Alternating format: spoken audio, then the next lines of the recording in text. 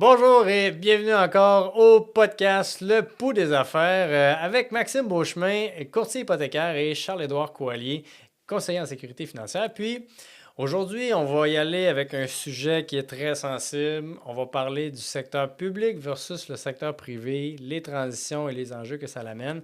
Puis un peu la réalité là, qu'on voit, nous, en tant que professionnels, sur les professionnels de la santé. Puis nécessairement, qu'est-ce qui se passe en ce moment? C'est quoi la nouvelle réalité là, du secteur public et du secteur privé? Puis, qu'est-ce qui amène les différents professionnels à faire ces changements-là? Puis, c'est quoi la prise de décision au travers de ça? Ben oui, certainement. Puis on a plein de choses à dire parce que le milieu de la santé bouge énormément, c'est très médiatisé. Là, monsieur, madame, tout le monde sont capables de savoir que le milieu de la santé bouge énormément, mais il y a des gens en arrière qui le font rouler, ce système de santé-là, qui les vivent, ces changements-là. Puis sur un plan financier, il y a quand même des sujets intéressants, je pense, à aborder là-dedans. Sujet intéressant, sujet sensible, puis des prises de décision très importantes qui font en sorte que ben, c'est un make it or break it, là. Mhm. Donc, tu sais, on s'en parlait hors d'onde. Oh, donc, On est rendu, on s'en parle hors d'onde concernant la nouvelle ouais, réalité des différents professionnels. On parle des travailleurs sociaux, on parle des différents psychothérapeutes et même le personnel administratif qui ouais, travaille là, dans le secteur public où ce que, ben, crime, la charge est différente, les horaires, la cage dorée que tu es dans le secteur public. Puis aussi l'implication du gouvernement à tout bout de champ, les nouvelles lois qui font en sorte que le secteur privé devient plus difficile d'exercer, mhm. les différents critères. Fait que, Maxime, j'ose-moi donc un peu de... C'est quoi les échos que tu reçois de ta clientèle en lien avec cette nouvelle réalité-là?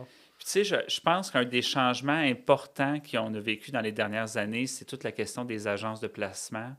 Euh, il y a les agences de placement est un mode de vie pour beaucoup de gens dans le milieu de la santé.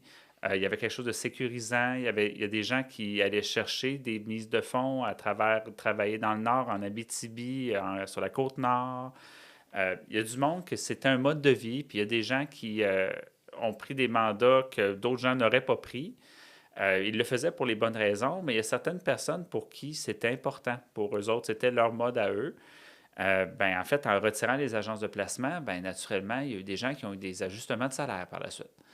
Et fait que là, on se ramassait, c'était plus 60$ plus des primes d'éloignement ici et ça. Là, on se ramassait avec le salaire normal, avec un horaire de SUS ou un horaire de résidence.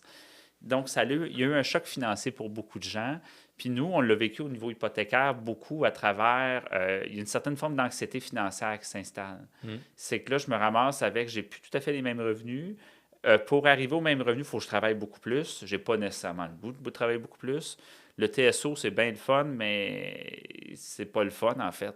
T'es Tu obligé. sais, t'es obligé, mais tu sais, là, t'embarques dans un réseau qui te le forme, qui te le force, t'avais le choix, t'as plus le choix. C'est des réalités qui sont venues avec ça, puis ça l'a chambranlé bien du monde, ça. Puis on l'a vécu un peu lors de la COVID, où ce que les agences de placement, il y a eu un essor puis un développement monstrueux, là. Il y avait des agences de placement qui sortaient toutes les semaines. Ouais, Puis il y a eu une grosse migration du secteur public vers les agences de placement. Puis ça a créé d'autres problèmes ben que, oui, bon, le réseau public s'est vidé, là, les horaires étaient tous chamboulés, puis là, du monde qui écopait, pas de bon sens. Euh, puis le monde qui est en agence de placement, ben, eux autres semblaient avoir le beau bout du bâton. ouais, Mais quand bon, la réalité est revenue aux alentours de 2023-2024, parce que là, il y a eu des nouvelles lois, le gouvernement s'en est mêlé. c'est sûr. Ben là, ceux qui faisaient justement, je l'ai mentionné, des bons salaires, là, il y avait des primes d'éloignement, il y avait des perdièmes qui venaient avec tout ça. C'était quand même une belle ressource financière, mais il y a eu de l'abus à un certain point. Oui. Puis c'est pour ça que bon, ils ont Est-ce que le mis la système hache était là-dedans. parfait? Pas du tout, Pas du mais tout. financièrement, il y a quand même eu des chocs financiers. Il faut penser à tous ces entrepreneurs-là également aussi qui le faisaient avec tout leur cœur, là. Mhm. Il y avait des gens qui étaient pas tout à fait, qui étaient croches, mais il y avait aussi beaucoup de gens qui le faisaient avec énormément de rigueur et énormément de sérieux. Ben, ces gens-là, il y a eu des fermetures d'entreprises, puis il y a eu toutes sortes de réflexions là-dedans, puis on a clairement perdu du monde dans le milieu de la santé à Ça a cause de créé ces des changements de décisions-là. Ben carrière, oui. là. Tu sais, il y a du monde qui était dans le secteur de la santé qui, justement, ont fait la transition public-privé en agence de placement. Les agences de placement, ça, sont faites abolir, puis en fait, ah ouais, moi je m'en vais ailleurs, puis ils changent carrément de domaine, puis ça crée encore un goulot d'étranglement au niveau du secteur de la santé. Puis les gens en soi, financièrement, ben, tu sais, tu passes d'un salaire de 40-45 pièces de l'heure à 70-80 dans le secteur privé. Puis là, finalement, tu reviens dans un... Tu perds ton ancienneté. Tu n'as plus les mêmes avantages. Tu repars à zéro. Puis financièrement, ben, tu avais comme l'habitude là, d'avoir les gros salaires. Puis finalement, ben, tu reviens à une réalité où tu reviens un peu à la case Ah départ, oui. si je pourrais dire. Puis ces gens-là, souvent, le changement a été brutal. Là. Oui.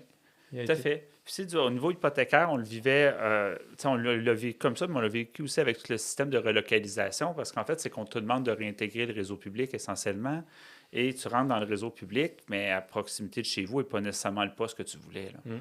Fait qu'il y a eu beaucoup de relocalisations qui sont venues avec ça, ou de changements de mode de vie qui sont venus avec ça, qui ne sont pas nécessairement des crises financières personnelles, mais qui sont, ben là, pour avoir qu'est-ce que je veux à peu près, c'est 45 minutes de route le matin. Donc là, est-ce que je le vis financièrement, ce changement-là, ou je déménage, ou je vais aller me rapprocher?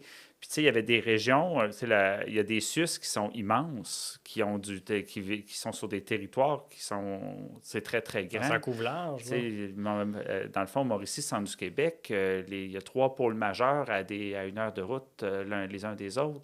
Fait que, tu sais, ces éléments-là en question, ben il y a des gens qui ont dû prendre des décisions importantes, puis, tu sais, on les a accompagnés dans la bonne façon de le faire, puis on les a accompagnés avec tu sais, de prendre de le faire au bon rythme, ou de le faire de la bonne façon, mais également aussi, c'est que c'est un changement qui a aussi ébranlé du monde dans leur priorisation hypothécaire, qui peuvent emprunter moins. Qui n'ont tout simplement pas pu ou qui n'ont faire pas pu, l'achat. ou qui ont stoppé l'accumulation de la mise de fonds. Puis, tu sais, au niveau là, du secteur des agences de placement, tu sais, on parlait des horaires en soi, de la qualité des horaires, où ce que, tu avais un choix, là, tu pouvais faire un 30-40 heures semaine, tu choisissais ton horaire, tu avais une belle qualité, tu avais des belles horaires, puis du moins qui était autant passionné, puis il y a eu beaucoup de discrimination par rapport à cette arrivée-là dans les hôpitaux. Puis si les gens ont été obligés de se relocaliser parce que c'était pas les bienvenus. Donc, ça a été un sujet qui était très sensible par rapport à certains clients où ce qu'ils disaient, ben là, moi, je veux bien faire, je veux faire le même job, là. Oui, c'est vrai. Mais que finalement, ils se faisaient discriminer parce qu'ils étaient en agence de placement. Mais en tout cas, tout ça pour dire que financièrement, il y a eu un gros changement dans les dernières années, puis c'est une nouvelle réalité pour les différents professionnels. Puis ça s'applique à n'importe quel domaine, que ce soit dans le secteur infirmier, mais aussi dans le secteur comme les préposés, qu'il y a eu des gros déplacements par rapport à ça. Ils ont été énormément touchés, les préposés aux énormément. bénéficiaires. Il y a beaucoup de préposés que c'est une carrière, puis il y a beaucoup de préposés qui ont profité de ces possibilités-là en question parce qu'elles leur étaient réellement offertes, puis ils ont donné un coup de main dans des régions éloignées.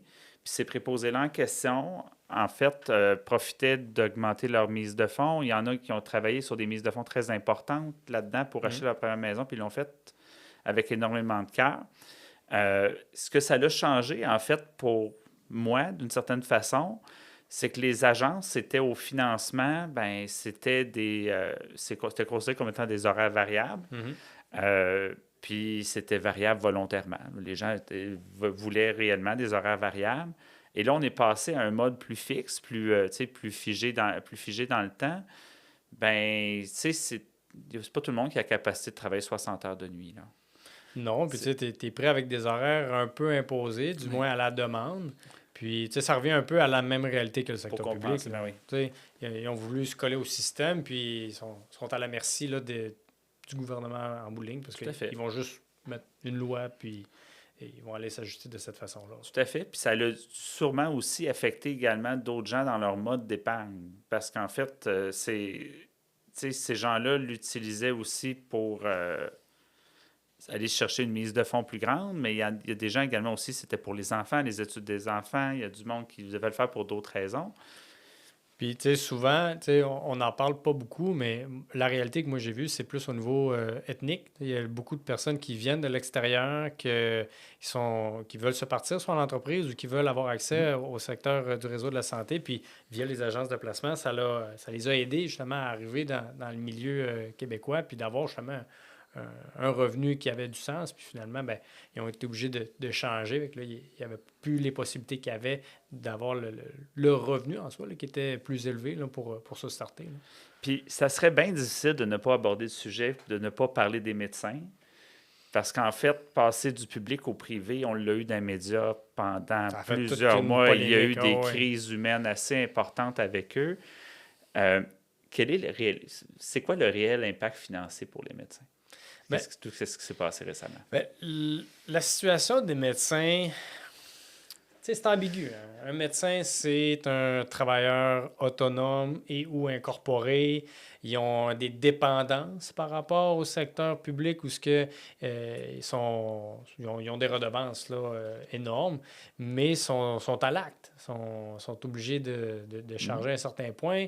Puis là, quand tu calcules réellement ce qui est au net, donc ce qui revient au net de médecin, tu sais, particulièrement dans le secteur public, là, il ne reste pas grand-chose. Là. Tu sais, on se dit qu'un salaire de médecin, il fait 400-500 000 par année si médecin spécialisé. Mais en réalité, après toutes dépenses, après tous les frais, etc., en bout de ligne, il va faire un 100-150 000. On s'entend. Ils ne sont pas à plaindre. Mais pour l'implication, les heures qu'ils travaillent, ça a fait beaucoup de débats. Financièrement, ça a eu un gros impact. Puis, tu sais, ils ont voulu avoir une porte de sortie via le privé.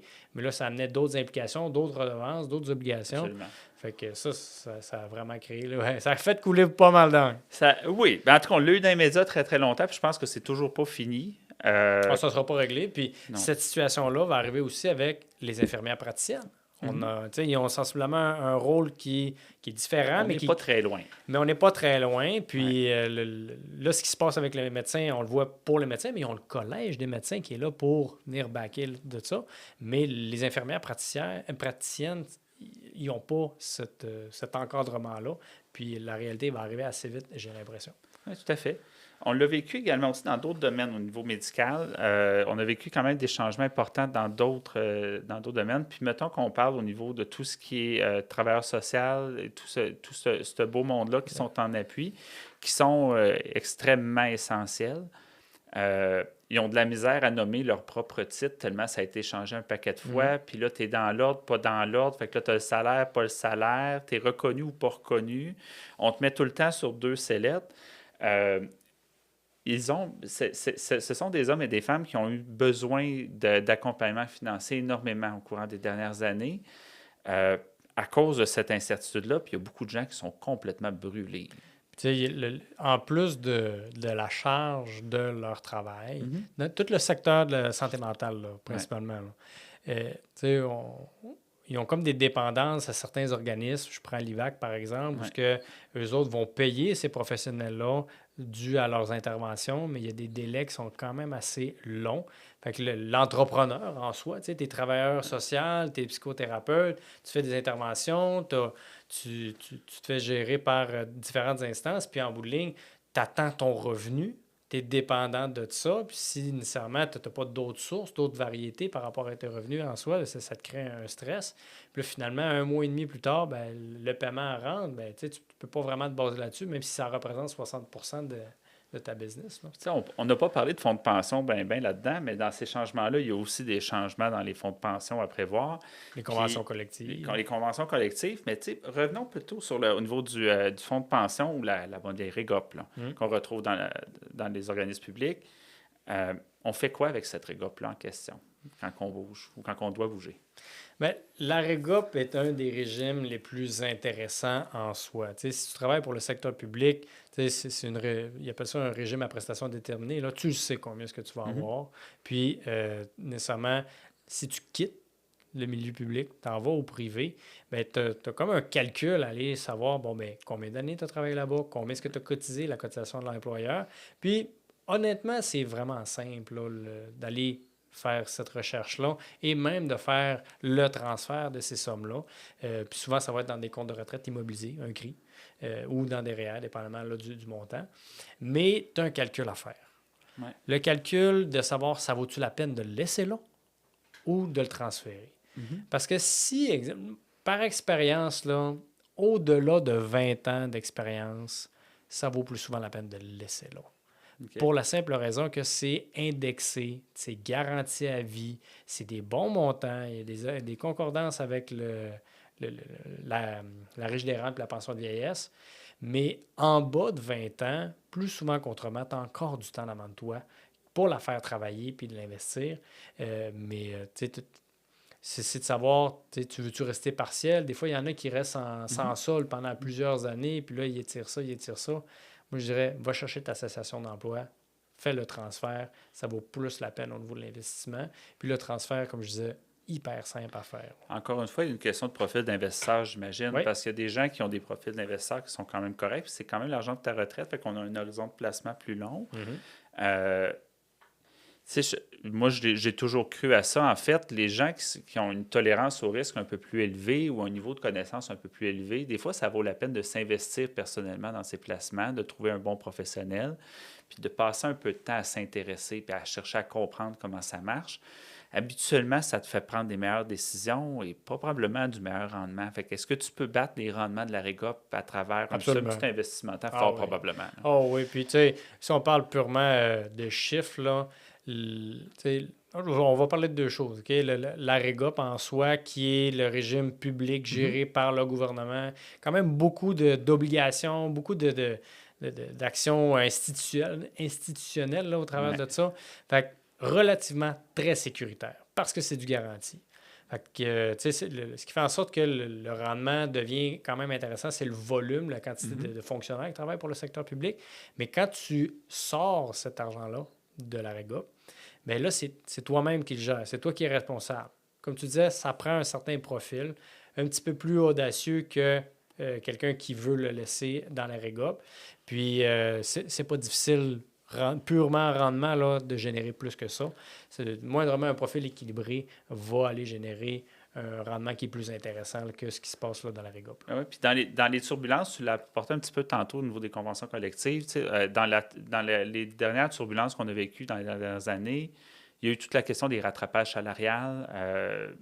Je vais rester sur les préposés aux bénéficiaires parce que le gain, on les payait vraiment très mal avant la COVID. Bien, une chance qu'il y ait eu un ajustement à la hausse. Là. Il y a quasiment eu un gain de 5-6 piastres de l'heure là, et plus. Oui, puis c'est très physique, puis c'est essentiel.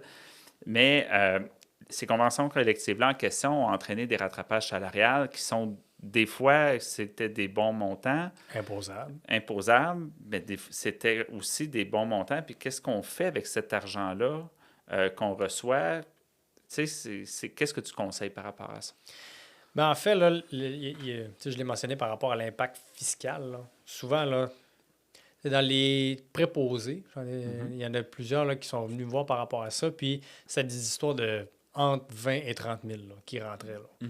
Puis, tu sais, quand tu fais un 40-50 000 puis tu as un 20-30 000 qui rentre dans une année, là tu as une facture fiscale qui est soit déjà absorbée par le versement, mais qu'en bout de ligne, sur le 20-30 000, il t'en reste 15 parce qu'ils font des ajustements pour ça.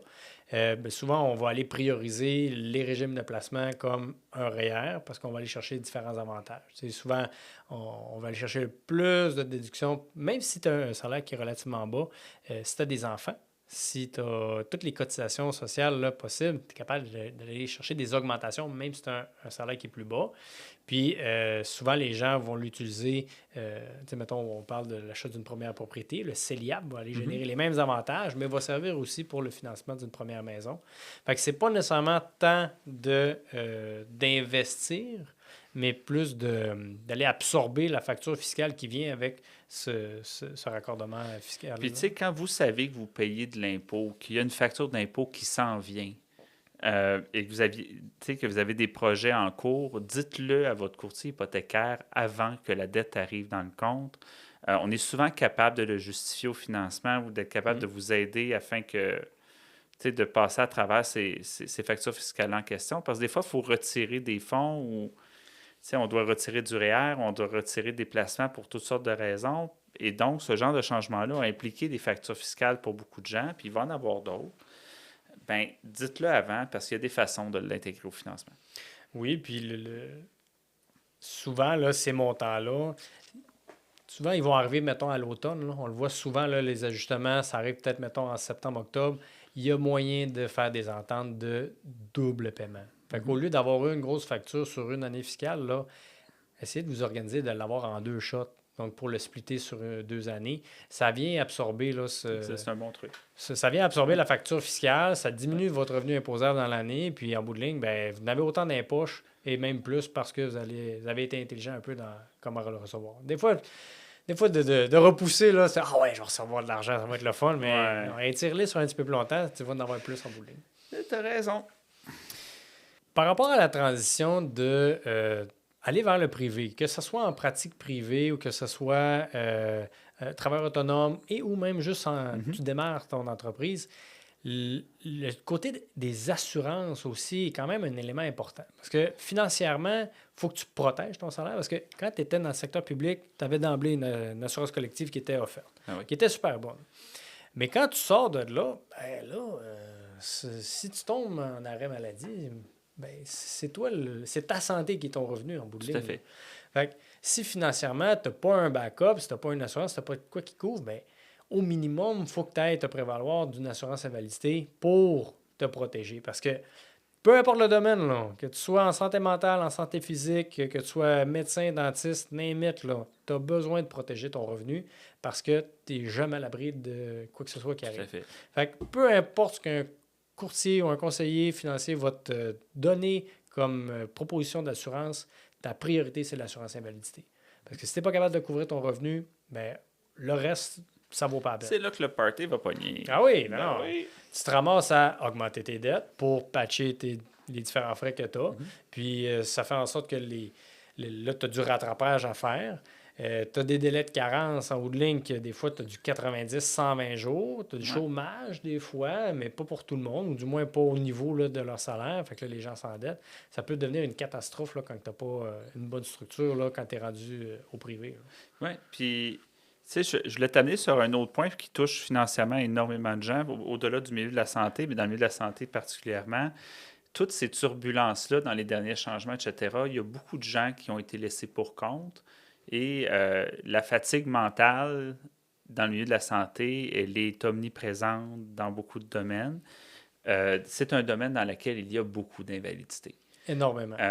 Au-delà du... Tu sais, il y a de l'invalidité psychologique, mais il y a également de l'invalidité physique. Tu sais, je l'entends très, très souvent dans une année. Puis c'est tellement un sujet dans lequel c'est important de se parler proactivement. Tu sais, je ne remplacerai pas le médecin, puis mon intention, c'est pas de remplacer le médecin. Mais des fois, tu sais, je peux vous aider à avoir une conversation avec votre médecin pour être capable d'aligner votre réalité financière. Tu sais, d'acheter une maison en invalidité, ça se fait bien dans la mesure où j'ai un retour au travail prévu. Puis un retour au travail prévu, c'est pas je vais rencontrer le médecin, c'est j'ai un retour au travail prévu.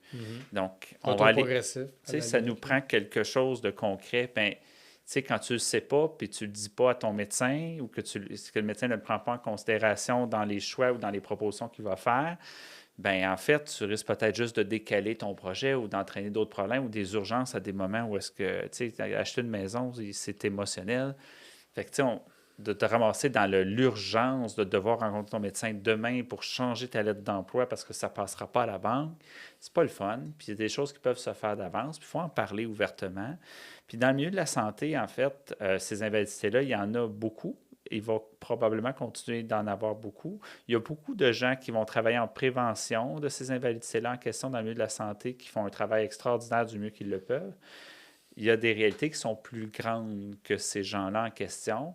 Tu sais, les invalidités physiques, tu as beau vouloir prévoir tout dans un milieu de travail, mais si la personne, après avoir levé un patient, s'est mal redressée et se barre le dos, tu as beau faire beaucoup de formations et de prévention, ça va arriver encore. Fait que ces gens-là en question, ben, il faut les accompagner, tant au niveau de financement, au niveau de placement, parce qu'au niveau placement, ben, c'est également aussi un changement de ta situation financière à l'inverse. Ben, nécessairement, ça modifie tes besoins. Tu sais, on parlait de santé mentale. Au niveau des statistiques, ça représente 40% des taux de réclamation. juste la santé mentale. On n'a pas parlé du reste. Là. On n'a pas parlé de maladie, on n'a pas parlé de santé physique, juste la santé mentale. Fait que c'est à considérer énormément par rapport à votre choix de carrière. Tu es dans soit au privé, soit au public, peu importe, puis tu n'es pas bien ou tu t'endures une situation. Bien, ce changement-là va peut-être justement t'aider à ne pas tomber en arrêt de travail, à garder une santé mentale qui a du sens. Ah ouais. Puis en même temps, moi, ça me sidère le nombre de personnes qui m'appellent pour avoir de l'aide par rapport à leur changement de milieu, mais qui sont en arrêt de travail. Tu sais, ils ont fait un burn-out ou ils ont eu, je sais pas, de la discrimination, peu importe, une situation qui fait en sorte qu'ils sont en arrêt. Puis là, ils veulent changer, ils veulent des nouvelles assurances, mais la réalité est, si tu es en invalidité, tu commences à être limité par rapport au type de produit que tu es capable d'avoir dans le Tu as changement. raison. Puis, tu sais, dans le milieu de la santé, c'est des gens d'équipe. Tu sais, c'est du monde qui. Tu sais, tu drives ta journée autour de ton équipe de travail. Ouais. C'est une chaîne. Si une partie de la chaîne ne marche pas, la chaîne ne marchera pas. Puis, tu sais, au-delà des hôpitaux que c'est comme ça, ben en fait, les cliniques dentaires, c'est la même affaire. L'hygiéniste, elle est partie d'une chaîne avec le dentiste, avec les C'est une techniciens. équipe, là. S'il manque un maillon, ça arrête, là. Puis des fois, ben en fait, il faut ralentir, puis etc. Puis il y en a qui vont se rendre jusqu'au bout, juste pour, pour l'équipe, là, qui vont se mettre malades pour leur équipe de travail. Puis, Puis, des gens passionnés. exact. Des corps et âmes, ils vont se donner. Puis, tu sais, on parlait des préposés. Il y en a pas mal là, qui se sont maganés par rapport à ça. On parle des intervenants sociaux, on parlait justement, peu importe le milieu, des éducateurs spécialisés. C'est du monde qui commence à être magané, c'est des milieux qui sont plus rough. Tu sais, tu travailles dans le département là, en psychothérapie, peu importe. Tu sais, tu es constamment exposé à ce genre de milieu-là. Bien, trouve des moyens de te protéger dans ton milieu, soit avec les ressources autour ou juste en prenant un pas de recul. Puis, tu sais, on parlait de transition vers un autre environnement qui est peut-être le secteur privé ou le secteur public, peu importe le bord que tu prends. Ben, c'est peut-être ça qui va te donner un autre souffle. Là. Puis ça, ça revient à ce qu'on disait tantôt au niveau des assurances, c'est de les prendre plus jeunes ou de les prendre pendant que tu es en santé. C'est des domaines dans lesquels on le sait là, qu'il y a quand même certaines récurrences, certaines choses qu'on voit plus. Il y a des risques importants. Protégez-vous au début de votre carrière ou protégez-vous rapidement. Là, pour un, ça va vous coûter moins cher et deux, ben vous risquez d'avoir proactivement un produit qui va vous durer dans le temps. Puis, quand on parle d'assurance hypothécaire, l'assurance vie. C'est l'assurance vie invalidité sur les hypothèques ne vous protège qu'avec l'institution financière avec laquelle vous faites affaire. Donc, ne viennent pas vous protéger si vous changez d'institution financière, vendez la maison ou vous en rachetez un autre plus tard. C'est d'être indépendant, en fait, des produits que tu as. Là, parce que, tu sais, je vais faire du pouce sur l'assurance hypothécaire. Si nécessairement tu changes de milieu, d'environnement, tu refinances, tu déménages, peu importe, là, ben, c'est comme si tu ressouscrivais à une assurance à chaque fois. Fait que ça va te coûter plus cher, la protection va changer aussi, la diminution de la décroissance. Fait que, en bout de ligne, soyez indépendant. Peu importe votre milieu, soyez indépendant avec vos protections. Puis en même temps, ça va vous garantir une sécurité, peu importe l'endroit où vous allez être. Puis ça va vous amener une sécurité financière, une sécurité personnelle aussi et familiale. Puis donnez-vous la possibilité d'avoir un prompt rétablissement à vous-même. Puis de vous enlever des angles morts financiers pendant que vous êtes en invalidité. Il y a beaucoup de choses dans la tête pendant que tu as mal dans le dos. Là, ça l'occupe ta journée, avoir mal dans le dos. Tu n'as pas besoin d'avoir des soucis financiers en plus d'avoir mal dans le dos. Fait que, tu sais, cette proactivité-là est importante dans le milieu des finances, puis il faut y penser avant que d'avoir le fait accompli d'en face. Mais, tu sais, parlez-en tôt dans votre carrière. Donc, en résumé, là, avoir une transition là, dans votre vie, peu importe c'est laquelle, que ce soit du secteur public vers le privé, vous voulez partir votre entreprise, ou vous avez une situation à laquelle vous êtes juste exténué puis vous êtes sur le bord de flipper, bien, arrangez-vous de parler au bon professionnel. Vous avez plein de ressources autour de vous qui vous permettent justement de prendre les bonnes décisions. Puis, peu importe le domaine dans le secteur de la santé où ce que vous êtes, vous avez des réalités, vous avez des enjeux qui sont semblables. Fait que vous avez besoin de... Vous pouvez être en mesure de structurer une situation qui est beaucoup plus intéressante, qui est beaucoup plus sécuritaire, puis nécessairement Je pense que Maxime et moi, on connaît très bien votre milieu. Si vous voulez venir en jaser, je pense que oui, on a notre titre professionnel, là, mais en même temps, on a toujours un rôle un peu de psychologue. Là. Les gens nous parlent de leur vie, de leur situation. On a plein de repères par d'autres Ben gens. oui, là, nécessairement. Fait que je pense qu'on a une oreille là, à donner là, à vous autres, les professionnels. Une autre conversation très intéressante. Merci beaucoup, Charles. Pareillement. Fait que, on se revoit pour un prochain épisode. Puis merci encore, Maxime. Merci.